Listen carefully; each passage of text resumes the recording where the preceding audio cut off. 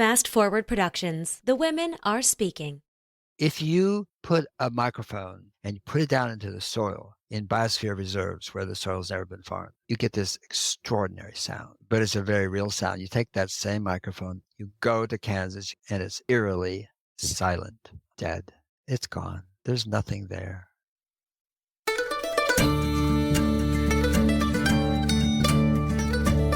You're listening to the Good Dirt Podcast. This is a place where we dig into the nitty-gritty of sustainable living through food, fashion, and lifestyle. And we're your hosts, Mary and Emma Kingsley, the mother and daughter founder team of Lady Farmer. We're sowing seeds of slow living through our community platform, events, and online marketplace. We started this podcast as a means to share the wealth of information and quality conversations that we're having in our world as we dream up and deliver ways for each of us to live into the new paradigm, one that is regenerative, balanced, and whole. We want to put the microphone in front of the voices that need to be heard the most right now. The farmers, the dreamers, the designers, and the doers. So come cultivate a better world with us. We're so glad you're here. Now, let's dig in.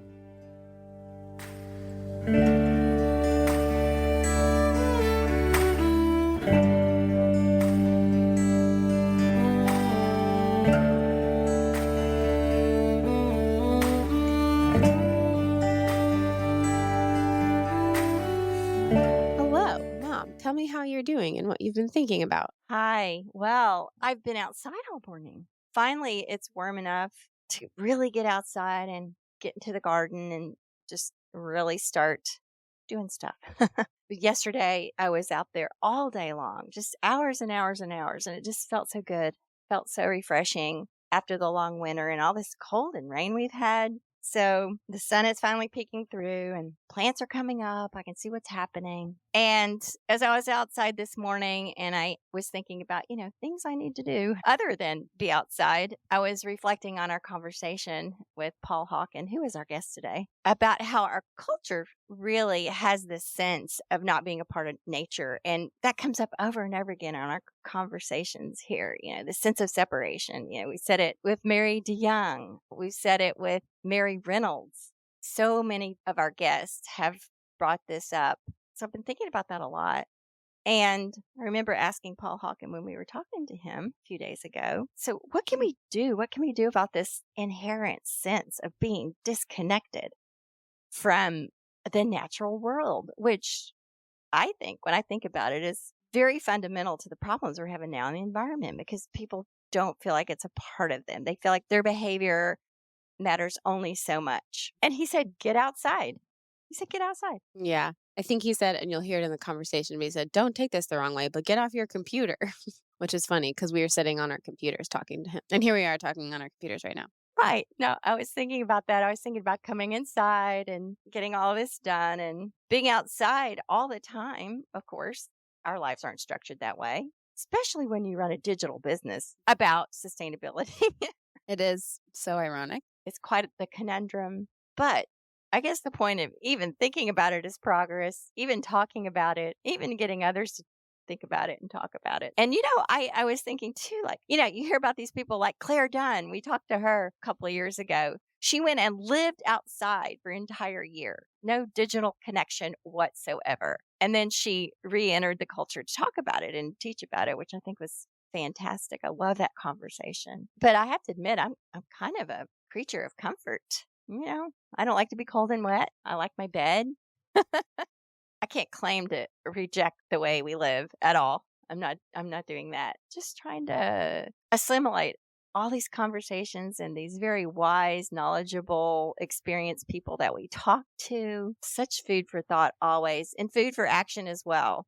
And food for decisions that we make in our lives that can shift things on the small scale or our personal lives and can ripple out to make more profound change in the world. Yeah, this is a really fun. Honestly, this pretty much happens with most of the conversations that we have, and then we're able to publish them as episodes for you guys to listen to. But they really do stick with us for days, if not longer, in many cases. And we really do process these internally and apply them. And it's just very moving for us in particular. And this particular episode with Paul Hawken was really exciting for us. We've heard about him for a while and read his work, and he's just a really special individual, as you'll hear. It was a true honor to be able to talk to Paul, and he speaks from a lifetime of experience as an environmentalist, writer, entrepreneur, and activist. Yeah, and he's written 8 books, 5 of them national bestsellers, including Regeneration, Ending the Climate Crisis in One Generation, and Drawdown, the most comprehensive plan ever proposed to reverse global warming. And in addition to his writing, he consults with heads of state and CEOs on economic development, industrial ecology, and environmental policy. His career includes founding successful ecologically conscious businesses, including Erewhon, one of the first natural food companies in the US. And I love the story of the beginnings of Erewhon, as he describes in our conversation. And Smith & Hawken, which is a retail and catalog garden company. And particularly interesting to me, in 1965, Paul worked with Martin Luther King Jr. with his staff in Selma, Alabama, prior to the historic March on Montgomery. He's the founder of Project Drawdown, which is a nonprofit dedicated to researching when and how global warming can be reversed. Paul is one of the environmental movement's leading voices today, and we were really thrilled to have him joining us. We were deeply inspired by this conversation and especially interested in hearing about his newly completed book, Carbon, the Book of Life, which is due to be released in 2025. I think I can say that talking with Paul was a highlight for us here on The Good Dirt. We're so grateful for the experience and really excited to bring this conversation to you, our listeners. And so here is Paul Hawken.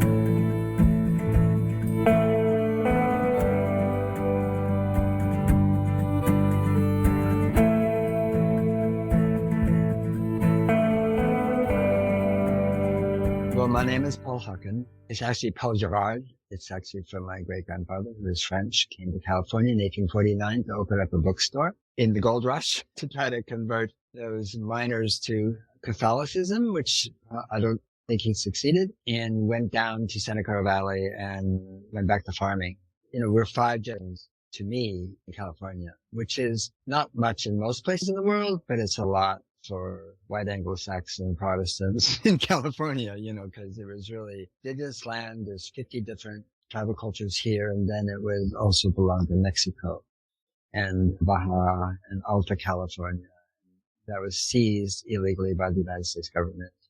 Mexican-American War, which is something we provoked and created out of nothing. Anyway, that's where I live. My agricultural experience is really starting Erewhon, a company in Boston in a basement in an apartment, and to sell fine organic food and to sell it to people who were eating that way. This was in the 60s. And somebody came in the store one day and said, "How do you know your oil is cold pressed?" And I said, "Well, because it says so." And then the same day somebody said, "How do you know your oats are organic?" And I said, "They come from the Mennonites in Pennsylvania. Come on." And they left. And as a journalist, I realized I didn't know. And that's really important in journalism. Like you say, you do your fact checking. You don't just say, "Oh, somebody said something is true." No, is it true? And so I wrote to Hain, that was the company, Hain, and said, "Tell me about your cold pressed oils." And they wrote back a very nice letter. There was no internet then. There was nothing. You wrote letters. And I couldn't afford a telephone call to the West Coast. And they wrote a very nice letter back and said, there is no such thing as cold pressed oil anymore. It's cold processed. And that means that it's taken down to 34 degrees and it gets cloudy. And then we take off the stearates, all oils. There is no expeller pressed oils, they're all solvent extracted. It's like, oh, so first lie number 1. And then the oats arrived about a week later on a truck, and I grabbed this 100-pound bag of, oats, and I was looking at a label sewn into the Bemis bag, and it said National Oat Company, Iowa. I called up the National Oat Company in Des Moines, Iowa, and I got Betty. She's really nice. "Hi, Betty. This is Paul, and tell me about your organic oat program there in Des Moines." She said, "Huh?" I said, "Organic farming, organic." He said, "Honey, tell me more about that." I said, "Well, da-da-da-da-da-da." She said, "Oh, gosh, dear." She said, "We just buy oats and roll them." That's what started Erewhon. That's what started me. I felt like, oh, man. So I then started to buy things, and I had to go to the farm, I had to meet the farmer, I had to walk the land. And if I hadn't done that, I didn't represent it as organic no matter what anybody said. And I got to meet farmers all over the United States. And there's a cadre of farmers at that time in the 60s who were really holdovers. I mean, they never changed to commercial agriculture, never changed to NPK, they never changed to methodology, and they had some really strong ethos too, ethical reasons and about the land, and they're multi-generational. And it was really beautiful to meet those people. And so that my background in agriculture, besides the fact that my grandfather was a farmer and I grew up there, was that. And I also, at Erewhon, we had a farm in New Hampshire as well, an organic farm. But it was really talking to farmers, learning from farmers, not ag schools, farmers. Because even then, though, ag schools were starting to get really influenced by money, and the money came from, guess who, big chemical ag companies. But I grew up in California, and I watched California going, gone. I just watched my grandpa. We would drive down, the San Joaquin Valley and past a house we had seen, maybe third generation farmhouse with a big live oak shading it, and just like farm oak trees planted around it, for shade. And we go by one day and it was gone. The oak tree's gone. The house is gone. They're building a gas station. And as a child, it was shocking to me. Children see things differently, better usually. You don't take that for granted. You just like, what happened? And that kept happening. So for me, I felt then that nature should be in charge. She was the only one that had a valid planetary driver's license, no one else. You can see obviously that developers and freeways and everything, California was just getting trashed. And so that was a very big part of me growing up. And as part of the Sierra Club, I went to climbing labs and so forth. That this thing from childhood, of protecting, restoring nature in all its manifestations. I'm not sure nature is a great word for the living being of Earth, I like nature. How about a living being? But there's 3.4 trillion creatures, animals, things that fly and pollinate and run around in mountains and meadows and tunnel into the soil. 3.4 trillion. That's our neighbors. That's who we're talking about. And it just seemed to me that the world was going just in the wrong direction. So Erewhon was very much a part of that. If I could connect people to the right food, which is very important too, but also produce in a way that was actually regenerative, restorative, close to family, place, water, obviously the vitality of the plant itself, that is to say, nutrient density, and get that to people so people have access to it, then you're creating a different kind of cycle instead of the cycle of destruction and extraction that still pervades the world today, even worse today. And I began to write, and a trained writer. I did grow up at the University of California, Berkeley. My father taught there. And so I met a lot of artists. My father was an artist, really wonderful. So I didn't meet writers, but I met amazing artists. And it was a wonderful thing to start to write and just find those words. And I think it was helped a lot by the fact that I had asthma when I was a child. And so my mother always kept me home with, said, stay in bed, stay in bed, stay in bed. And I read. I think you can be a good writer, really, unless you read good writing. And so I think I've just finished my 9th book, and it's called Carbon, the Book of Life. It's really about, I would say, awe and wonder, just about how extraordinary this place is we live on, and everything that lives above, on, within it. And to try to open up the climate movement away from what I call the carbon tunnel syndrome, the idea that somehow carbon is the culprit. And if we just stop putting it up there and bring it back home, and this collective act of self-termination that's going on right now, that we have a whole past in the 22nd century and we're good to go. I'm just saying that is so emblematic of the same thinking that caused the problem, because what's happening in the climate movement is we're othering it. It's an othering thing. We're othering carbon. So carbon pollution is like one of those words. Carbon neutrality. Tell me about that. That is so ridiculous. It's jargonized, in a way that most people don't understand. What are you talking about? Net zero carbon neutrality. It doesn't connect at all to human beings. Mostly what it does do is it reveals the mindset, because we're combating, fighting, tackling climate change. Really, that's othering. It makes climate something you've objectified it. You've put it out there somewhere. Where is it? Well, we're going to go fight that. But we use that language as a way to motivate people about climate. And then the other thing about climate change is it's supposed to change. If it didn't change, we'd be in big trouble. So what I'm saying is the climate is always perfect. The problem is here, us, our minds, what we think. That's the problem. We're the cause. That's not the cure. No, I do absolutely support everyone who's trying to address that, reduce emissions, get them zeroed out. Although it's not that I don't support what people are doing, not entirely, but pretty much in terms of carbon. But the mindset is one that, in a sense, marginalizes the living world. It's like, well, we'll get to that. That's important too. Oh yeah, biodiversity. To not be able to see them as inseparable. The Earth has always regulated climate. Who else? So we've lost 50% of all life on Earth since 1972, when the UN Convention on Biodiversity was signed by 196 nations, and half of it's gone. And we're thinking that somehow we're going to direct air capture and suck carbon out of the air and liquefy it and put it in pipelines and pump it down into geological formations. I mean, with all due respect to my gender, that's such a male way of thinking about things. We're going to fix it. But to look at the situation we're in today and to look at it from those eyes is to be really pretty much, like I say, carbon tunnel syndrome, looking at the world like this. So the Carbon, the Book of Life is actually the first book I've written where I actually have some autobiographical stuff. I never write about myself. It's really interesting to see what sort of popped up. Oh, that's so exciting. I'm so glad you brought up the term othering. It helps us really get our head around what we're doing. We other ourselves as apart from creation. Like there's humans and then there's nature. We talked about the language, this is our language to say, oh, we're connected to nature and we need to go outside and get in nature and be immersed in nature, that, this is something we need to do. That implies to me, because we're separate, so we're not a part of it. And so we have to make this effort to be connected.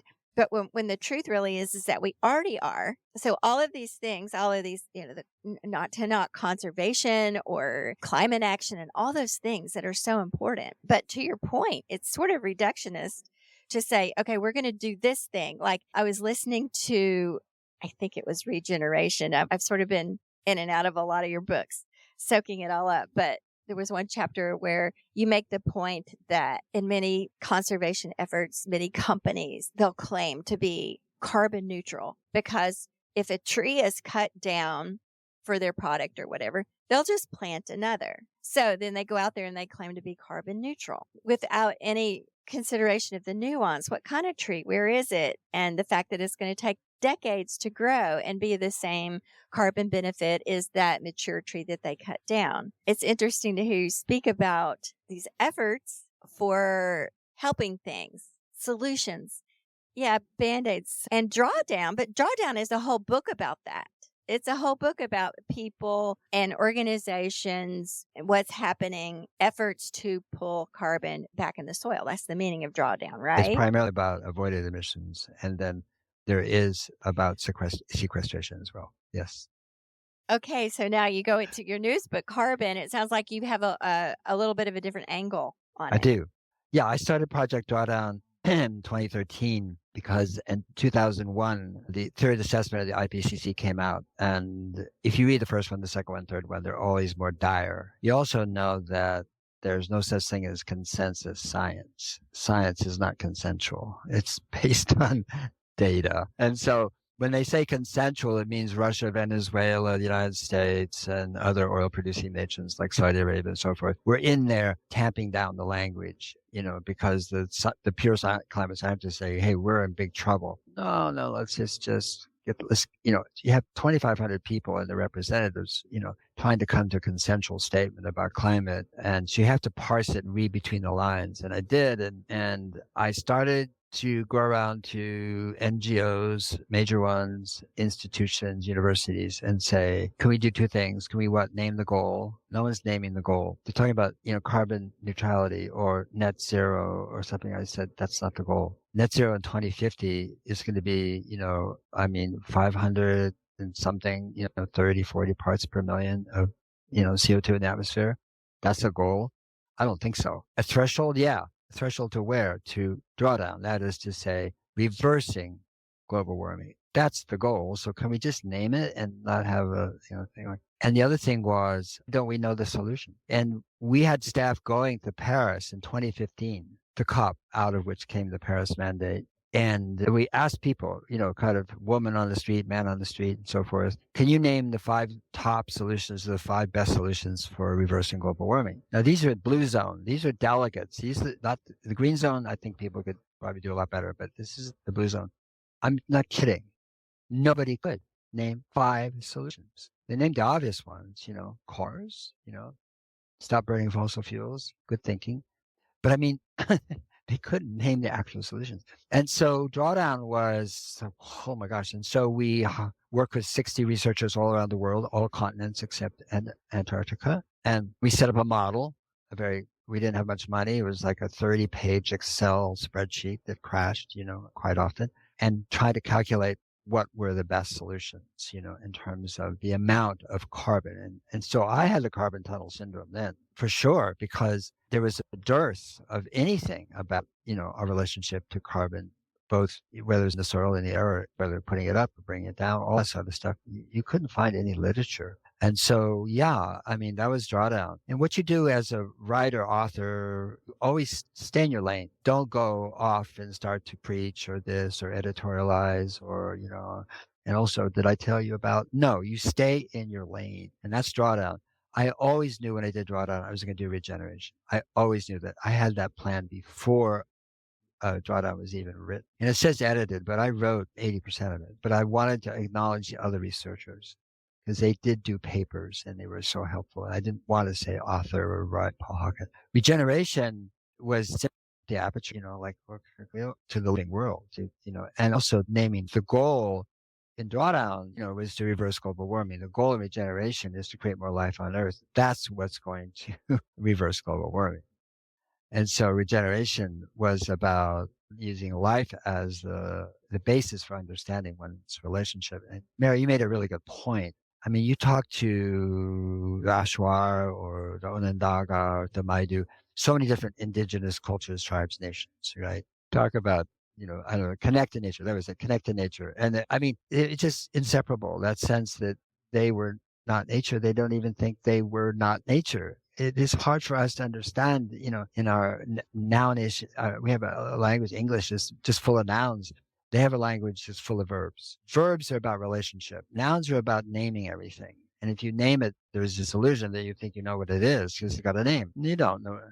You just have a name. And so once you have a name, then who knows what people think nature is. So for an indigenous person, somebody's talking about nature is be like us saying that if somebody does that, I'll let it go. I'm not going to say anything about that. And that's why the differences between the language is so stark, really. Because as far as I know, and I do not speak on behalf of the indigenous people. I do not, and I will not, and I cannot, and that would be inappropriate. There's 5,000 indigenous cultures. So how can anybody speak on behalf of indigenous, for all of indigeneity? You cannot. But I do know a few things. And that is that I went down to Patagonia. I was going ice climbing, really. But I went to almost like a shack. It was a 2-room museum. It was cold. There was no insulation. And for the Yamana people, Selknam, and who had been extirpated. And there's these black and white photographs, of them and, with the jet black hair. They lived there for thousands of years after the Ice Age.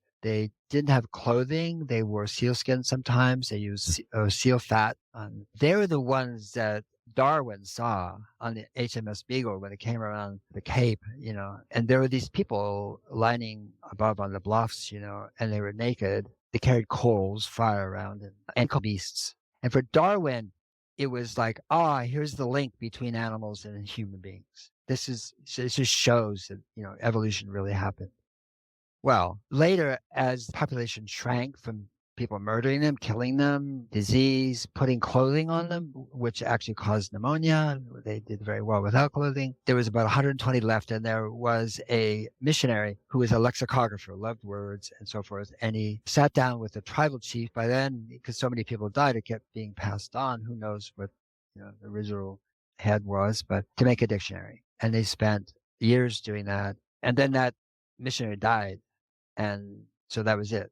That dictionary, there's 300 were printed. The original is in the British Museum. It has more verbs than English. It had 31,000 words. At that time, prior to the Codophonia, the black ships and Admiral Perry and the westernization of Japan, Japanese had 40,000 words. So here are the beasts. And you find an American that knows 30,000 words. It's hard to find. Shakespeare didn't, that's for sure, only 20,000. So the language, though, is about place. And the language, when you look at the dictionary, you start to pull away and look at the metaphors. It's a metaphorical language. As, Aristotle said genius is, a metaphor. It teaches you how to live there. That's what it does. It teaches you where you are and how to live there on all levels, of understanding. So again, this thing about connecting to nature, you've just disconnected. How do you come back to that sense of inseparability, that even if we say we are nature, it's a little bit, well, who's we? Yeah, when I submitted Regeneration to obviously the publisher, but I sent it to Kyle White, a citizen Potawatomi. He's a part of the Biden administration now. And he was at University of Michigan to be a decolonization editor, to decolonize my language. Because we say things that make perfect sense and are well intended. From an indigenous point of view, it's kind of wince-worthy, like, okay, but they've heard it so many times, they don't even talk. It's what settlers say, that's colonization talk. Anyway, I got the manuscript back from him. And on the first page, he circled we. And I thought, oh man. And it was just things were circled. I thought, I put it, was Friday. I had to finish it by Monday. And I got up in the morning and this beautiful, beautiful email from Kyle. And I read the we thing and the margin note said, who's we? You don't speak for me. And how common it is for us to say we face the greatest crisis in civilization. We, blah, blah, blah, blah, blah. And so indigenous people didn't invoke the third person plural. And oftentimes they wouldn't use it ever. I mean, I've studied a lot of different indigenous languages now as much as I can and so forth. And I find it fascinating as a writer. Even in nature is what we are left with as Western people educated by a system that, grew out of the Age of Enlightenment, which really started to name and separate everything. So I'm really fascinated as to where we might go with this. I mean, what language might we use or begin using to help people reframe it? It's to help kind of heal this separateness because, you can talk about separateness all day long, but it's not really embodied. It's like talking heads about something. We don't really get it in ourselves unless we can reframe this. And I wonder personally, I'm not a scientist, but how can we really heal our relationship with the planet and ourselves as long as we embody this division? Now, I realize it's not all humans on the planet think this way. It's the Western educated mind that it perpetuates this idea. But is there a way we can shift that? Who's we? But is there a way to shift that with language, you think, that could grow? Well, first of all, and don't take this wrong, turn off your computers and go outside. That's the teacher. Nothing can be taught digitally that's going to really go in. It doesn't go into your being. You can be moved to tears. You can laugh. You can be informed. You can be, it's brilliant. But the idea that the internet connected everybody is not true. It disconnected us from place, disconnected us from culture, disconnected us from our cohorts, it disconnected us from family, it disconnected us from so many ways. I'm not saying we shouldn't have it, but we're like unruly kids in a candy store, gobbling up all the goodies. And so there is goodness in connection. But when you eat too much of something that's good, it makes you sick. And so the social media is a pathology. And what do you have to do to be successful, be Andrew Huberman or something and have 6 million followers on Instagram or whatever? This is what's held out as success. But the person who knows the land, the forest, where they are and can tell from sound what's there and knows soil. And I want to talk about soil for a minute because soil is an organism. It's the biggest organism on earth. It's not a medium. And that's how we've treated it, since Haber-Bosch and, NPK, starting with N, because farming practices in Germany and around there were so crappy and yields are going down, the farms are, all of a sudden you come up with synthetic nitrogen. And it was created, to make bombs more effective. That's what Haber was doing, is to make mustard gas more lethal. And then he discovered a cheap way to take the nitrogen out of the air, which is 70% nitrogen, and make it soluble and make it applicable to soil. So from that point on, I don't think there is many farmers in the world, in the United States, I don't know about other countries as much, who actually even know what healthy soil is. They've never seen it. They've never touched it. They've never smelled it. Healthy soil has this beautiful smell. A blind person could tell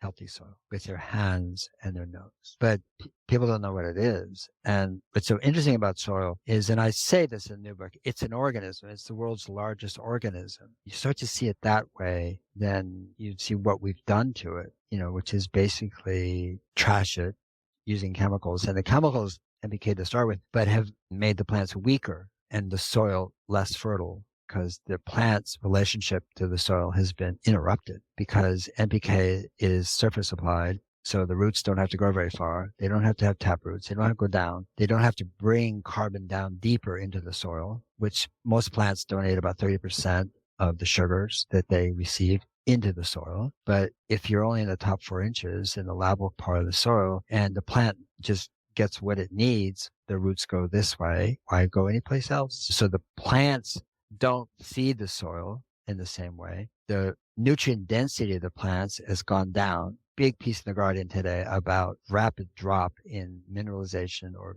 nutrients in vegetables, 30, 40, 50% drop. And we have to understand soil as an organism and so forth. And there's a beautiful work being done. There's really interesting recording techniques now that can record animals and birds and pollinators and ecoacoustics, phytoacoustics, bioacoustics, and the work in this area is just extraordinary. In fact, I think I have very much about acoustics, but if you put a microphone, not like the kind we have right now, but I mean, these very thin, and you put it down into the soil in biosphere reserves where the soil's never been farmed, you get this extraordinary sound. And I say extraordinary because you just I've never heard anything like this. It's just odd, it's an odd sound.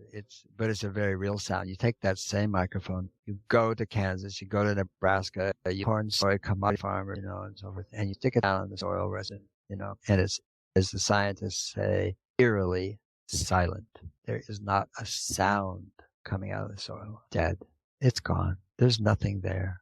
And so our understanding of soil, even with all due respect, the organic people and this and that, are still seeing it as something, I'm seeing it properly. I'm not saying this, not seeing it improperly, not at all. In fact, they treasure, revere, honor, for sure. But the understanding of soil is still tacitly is like a medium that we want to feed. Of course, that's true. It's seen as sort of in the lens of science rather than as something as sacred and living and really with divinity in it, actually. I mean, I don't mean to... Anything that's alive is sacred as far as I'm concerned. So is there a way, can we access these? Can you listen to, is it on the internet somewhere, or how do we hear this that? This is a tease. You can find it. I kind of wanted to wait till the book came out, and then I have a QR code in the book, where you can Oh, cool. wait. We'll wait. When is the book February coming 25, but then if you write to me, I can make sure you get a Bound Galley before then. Just write to me, Paul. So it's called Carbon today, Carbon, right? the Book of Life. Carbon, the Book of Life. So, Paul, going back, I loved hearing your story from the beginning and getting your start. And of course, with Erewhon, which is it's a very well-known name now, grocery store today. It kind of reminds me of, your evolution through your more recent books. And then with the Erewhon project, I wonder how, for someone like you, a thinker and a writer who's absorbing all of this and sort of continually seeing ahead and then waiting for everything to catch up, what is it like for you just in your day-to-day? Because sometimes it's hard for me even walking around the grocery store and reading labels or hearing people say things about, oh, I do this because it's better for the environment. And it's it's not that everybody's wrong or anything, but because of this podcast and the people that we talk to and the things that I read and that what I'm experiencing is just so different. I don't know. How do you sort of deal with that in your life? I imagine you feel that to a major I degree. do, yeah. I feel compassion, for people everywhere, even climate deniers. I feel like because they're actually coming from fear and, in my opinion, ignorance. They wouldn't say that, but from fear. And because what they want is a world or whatever you want to call it, controllable, and that they can not be threatened by. And so climate brings up a whole another way of seeing the world, is which we talked about earlier, that actually undoes that, mindset and so forth. So, but I'd say compassion. I would say, Emma, one thing I believe is that the world does not understand what's coming. They do not understand. Second, they don't understand cause. They're going downstream. They're trying to fix this downstream. And that's called end of pipe cleanup. The water's polluted. Okay. There's a thing about Desmond Tutu talks about being in the river and seeing people float by and they get drowning and you pull them out of the river, you pull them out of the river, you pull them out of the river. And he said, what we ought to do is go find out upstream who's throwing them in the river. And so we're not doing that in the climate movement, in the biodiversity movement. We're not really looking at, we can say, yes, the industry is extractive, industry is taking, but let's go deeper. And to your comment, Mary, it's not how do you get people to understand. The way you get people to understand is just change yourself. That's number one. That's where all change starts, from singularity. And the second, all life exists in community and no other place. It does not exist. Only in comic books and spaghetti westerns is there the individual, who thinks he is, hero or whatever. Your cell is a community. Was it 10 trillion atoms in a cell? And when you get that many zeros, but everything that's in your cell is inert. It is not alive. Nothing in your cell is alive. It's a chemical process going on there. The cell is alive. And to this day, nobody can explain that threshold. It seems wimpy maybe or inadequate to the task at hand, but I don't think so. The way you change what you understand and see and know and is painful to look at, all that sort of stuff, is self and to create community. You're creating community with this podcast. It's a different type of community. That's a type of community. And you don't know what will happen from a listener listening to one of the podcasts or many or all or this, and then what she or he does from that point to this to that. This is how life works. And so we're profoundly anti-lifetime in the 2 million year history of Homo sapiens, profoundly. And only thing we can do is to be truly human, which means irrevocably connected to all other forms of life, with respect, honor, and joy, by the way, and see where our singularity goes. We can look at it. We don't necessarily know. I mean, what our work does, what our work on our farm does, where the food goes, where our class, we go to school, talk to kids, whatever, all those things we do. But out of that comes communities who go, also just, it can be talking, it can be teaching, it can be doing, it can be at the farmer's market, it can be at the hospital, it can be dealing with children, it can be dealing with disease, because disease, and America is the most diseased industrial nation in the world by far, by tending to human suffering, because that is downstream. That disease is downstream. It has an upstream cause, just like everything else. And 73% of the food Americans eat is ultra-processed food. And what Dr. Chris Van Tulpen says in his book, Ultra-Processed People, is that we've broken a 2 million year lineage, genetic lineage, because we are eating, it's not just ultra-processed. It actually isn't food at all in many cases. The ingredients have never been eaten by human beings. They're changing us, ultra-processed people's book. And so then you go, whoa, where's this coming from? Again, looking upstream, who's throwing the people in the river? Well, it's Kraft, it's Heinz, it's Pepsi, it's Coca-Cola, it's Mars, it's like, I'm not saying some of them like Mars aren't trying to do good things. That's what's upstream. And they're killing our children downstream, causing diabetes, high blood pressure, all that sort of stuff. So your entry point as a human being is where there's empathy with care, where there's outrage maybe. There's your entry point. And if you feel like you're not effective, this is not true. You may not feel effective in relationship to somebody who's got 6 million followers on Instagram. Who cares? It's you being your true self and speaking truth to the world and always practicing whatever your practice is, by the way, not for me to say, but to return to that humility and understanding of self, how small we are and how fleetingly we're here. We come, we're here, we go, so what does it mean to be a human being at this time, and that's the question I ask myself every day. I think I fail every day, frankly. I really do, but I don't mean to beat myself up so much as like I'm doing the best I can. No, yeah, we all do. I'm so glad you said that. That's so affirming because so much of what we talk about is just comes back to that sort of be happy, be fine, be joyful, find the things that light you up. And then we're kind of like, we find ourselves being like, well, we're here, but we're not sure how we got here because we're supposed to be talking about sustainability. And we're like, we know it's connected somehow. It's really beautiful to hear you draw it back to that. And so I guess that my next question for you, what does slow living mean to Almost you? nothing. What we want to do is be very present living. That is, be very present in your life. For some people, it may be, if you measure it in time, maybe slow. And some people maybe not so slow. But I think it means being present to where you are, with whom you're with, to the place you dwell upon and within, and gratitude. When you lack speed as an adjective, I know that question was coming, but I thought, well, but if you go fast, you miss everything. That's for sure. It's like going down a highway at 60 miles an hour. What do you see? Not much. But if you were standing there, in the wildflowers, in the grasses and so forth, and the cars weren't going by, you'd see wonders.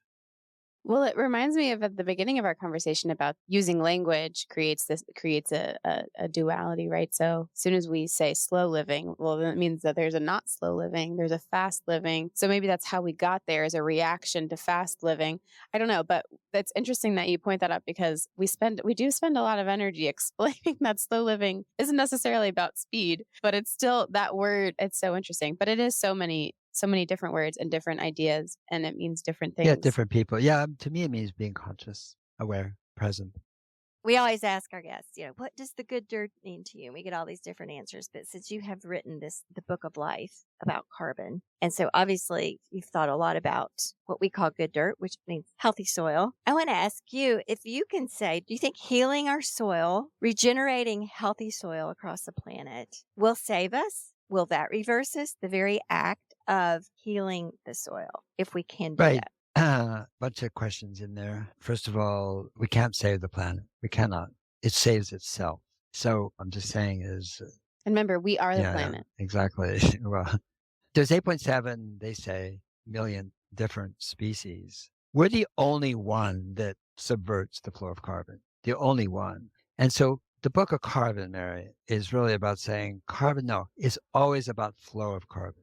That's what's happening. Carbon is a flow. It's not standing there with his hand on its hip saying, I'm going to screw you guys over. I'm going to go up in the atmosphere and vibrate and re-radiate, infrared heat back to you and show you something. I mean, this whole idea of carbon as an element, which it is in the, in the table of elements, but I mean, to see it as a thing, you miss the whole point. Carbon is a flow. In every cell is 120 billion carbon molecules, 120 billion in every cell.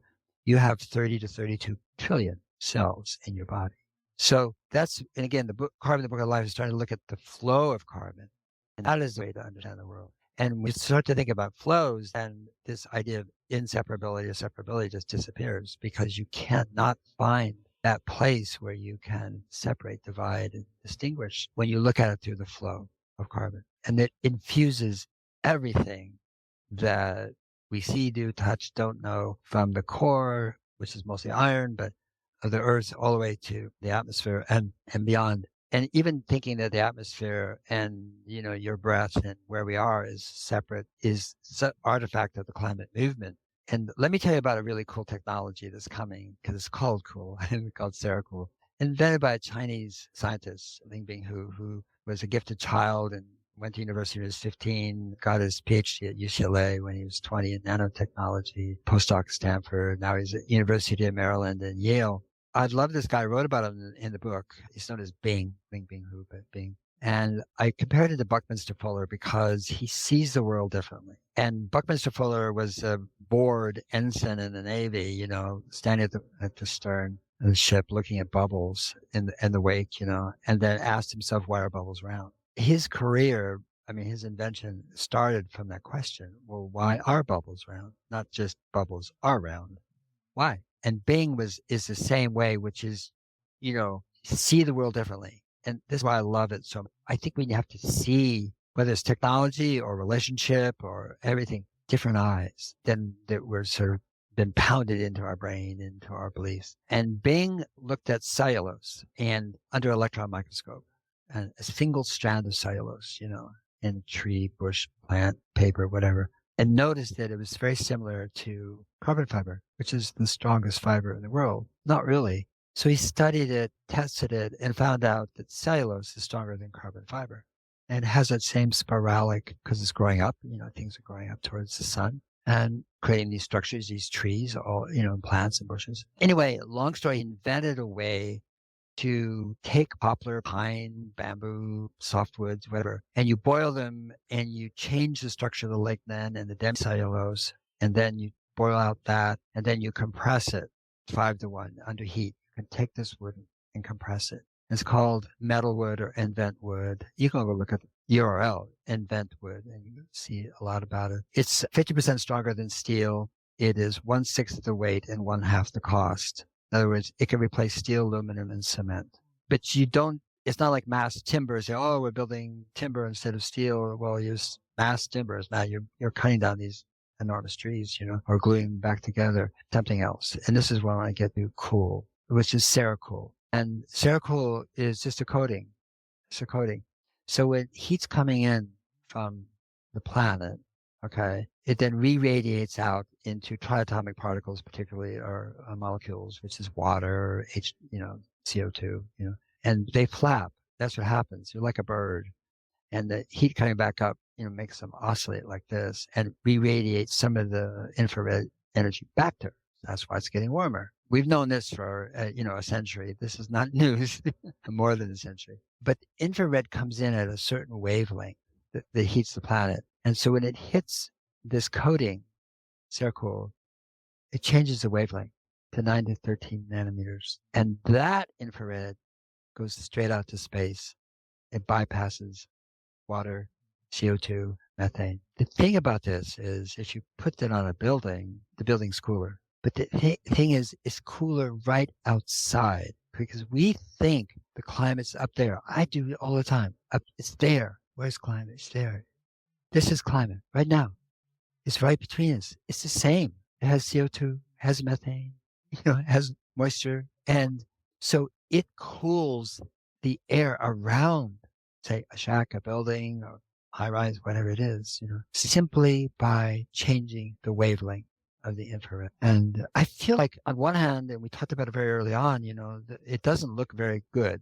We're in a process of self-terminating as a civilization. No question about it. Let's be honest. Let's be frank and candid. And there are some brilliant, extraordinary people on this planet. And I don't mean they're just all geniuses in that sense, like Bing, but in so many different ways. And they get occluded. They don't get reported on. They don't make headlines. You don't see them. They rise up. You probably see them, because what's the story? It's not a story. It's not a bad news story. 9 out of all 10 stories in media lights up your amygdala because that's the click-through bait. That's the clickbait. It's like, really? What's happened? They did what? Who? What? Scandal, death, war. All media do it. Even The Guardian does it.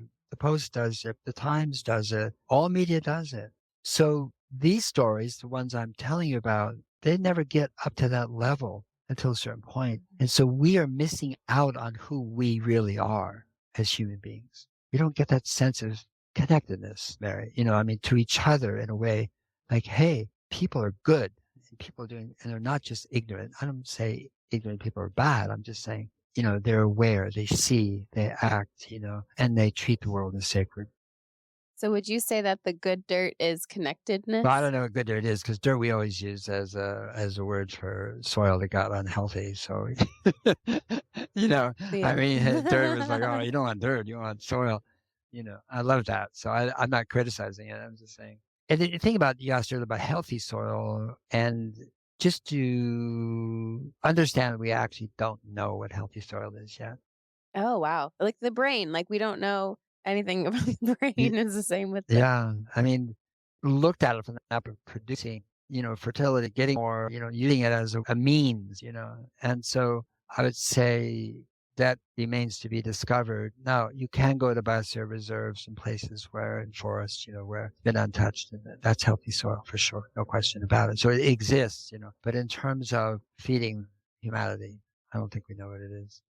Thank you. Where would you like people to go to find you, to read about you, be ready for your new book to come out? All these. The most important place they can go to is actually regeneration.org, www.regeneration.org, and go to NEXUS, NEXUS, is the most complete, and we're just adding 10 more this week, list of solutions and challenges. And yet, unlike Drawdown, it uses 5 criteria, and we're still ranking them right now and so forth. It uses indigeneity. It uses social justice. It uses gender. It also uses carbon, and it uses biodiversity or nature.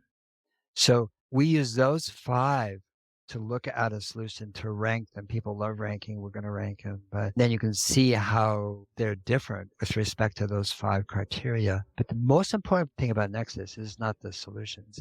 It's by agency. And so you think, well, you read, afforestation is a really good idea. First of all, what does that mean? What does it really mean? Okay. And here's the call to action. And then it describes what can be done by agency. I'm an individual. I don't think I can do anything about that. You can. Here's what you can do. Oh, I have a schoolroom. What can my children do? I'm a teacher. This can happen. If you're a county, if you're a company, if you're a corporation, if you're a province, a municipality, whatever, these are the things you can do about afforestation. So it's by agency, because that's what's missing in Drawdown. That's what's missing around the world. Is like, there's a great solution. Go, I hope somebody does it. And this was about, this is what you can do. Then again, we talked about starting with 1, going to 2, going to 4, going to 8. I mean, this is what a community can do. So you have ways of understanding a solution that lights you up. And the only thing you should work on is what lights you up, not because you feel guilty about it, is what you really are fascinated by. And so you can look at Nexus and look at the thing and say, oh, this is fascinating, and I want to get involved. I want to do it. And then it has hundreds of links, videos, books, URLs, organizations, podcasts, by the way, about that particular area or endeavor.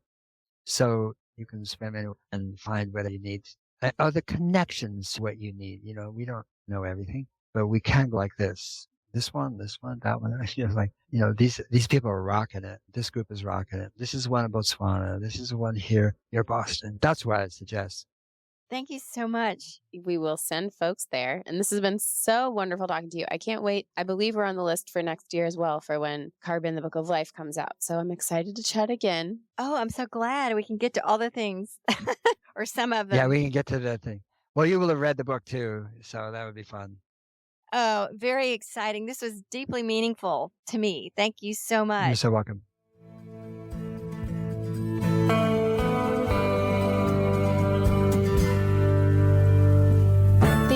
For tuning in, calling in, and spreading the good dirt. We love hearing from you. You can reach our listener voicemail at 443-459-1950. That's 443-459-1950. You can find this number in our show notes and in our Instagram profile. This show is produced by Lady Farmer, a slow living lifestyle community, and the original music is composed and performed by John Kingsley. For more from Lady Farmer, follow us on Instagram at WeAreLadyFarmer.